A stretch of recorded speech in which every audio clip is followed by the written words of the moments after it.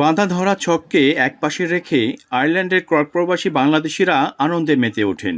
প্রকৃতির রানী পর্যটনের প্রাণকেন্দ্র হিসেবে পরিচিত কিলারনি শহরে জমে ওঠে কর্কপ্রবাসী বাংলাদেশিদের বার্ষিক বনভোজনে আনন্দ আড্ডা। সবুজ পাহাড় আর হ্রদের কোল ঘেঁষে আয়োজিত এই ভ্রমণে প্রবাস জীবনে ক্লান্তি ভুলে মেতে উঠেছিলেন প্রবাসীরা।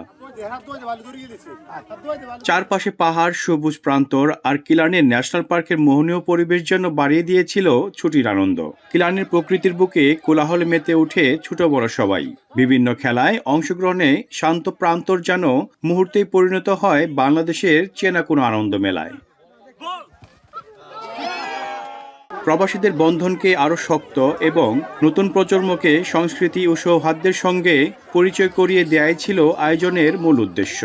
বাংলাদেশ কমিউনিটি কর্কের উদ্যোগে আজকের এই চমৎকার আয়োজন।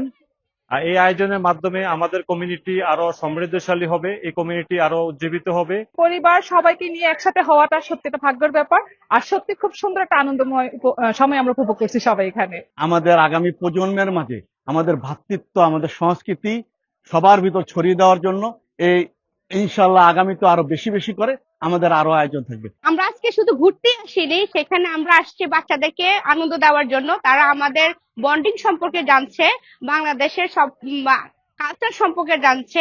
বিশেষ করে আমাদের ইয়াং জেনারেশনের জন্য অনেক ভালো হবে, যারা আইরিশ বাংলাদেশি একসাথে একটা বন্ডিং, আন্ডারস্ট্যান্ডিং, সোশ্যাল কোহিশন, একসাথে মজা, ডিফারেন্ট অ্যাক্টিভিটিস। ফ্রেন্ডসদের সাথে আসছি এখানে, আর সবাই অনেক মজা করতেছে গেট টুগেদারে। আমরা বাঙালি কমিউনিটি। কিলারনির লেক আর পাহাড়ের কোলে আঁকা এই মিষ্টি স্মৃতি বুকে নিয়ে আবারও কর্মব্যস্ত জীবনে ফিরবেন প্রবাসীরা। মনিরুজ্জামান মনির, এখন আয়ারল্যান্ড।